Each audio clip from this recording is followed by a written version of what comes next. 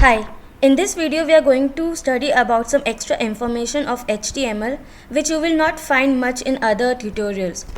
Let's begin with the fav icon. I hope you already know what is fav icon. You must have noticed this small icon in the tab. So have you ever wondered how these people have made this or how they have coded this? This is not that difficult, but you will, as I said, you will not find much in other tutorial. I just wanted to share all the knowledge that I have gained in my career. I have used a random image as an icon here. This is known as fav icon. Within head tag, we just have to mention link tag, which is self-closing. Link rel icon, which means that you are indicating the browser that you are using the image as an icon. The link, as I have already taught in my earlier video, how to refer hyperlink. So here in this fav icon also we have to mention href, but instead of the link we have to use the URL of the image which we have saved in our folder, and we have to use type attribute where we have to mention image/gif so that the browser can use it as icon. See this little thing. Now let's step into some special character.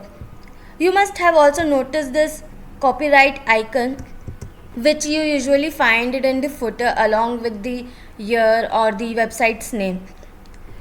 This you don't have to design or use image.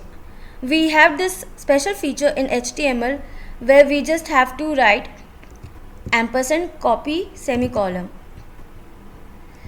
We even have special code to write ampersand. We don't simply write ampersand in HTML. We write ampersand AMP semicolon. We have some more extra characters like registered icon, this euro icon, trademark, arrow marks, some shapes of the deck. We can also write space using code. Here is a small space between copyright icon and this text space. We just have to mention ampersand NBSP. Need basic space.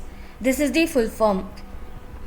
You can find some more codes related to the character or the icons in the internet because there are lots and lots of codes which you may need in your real life.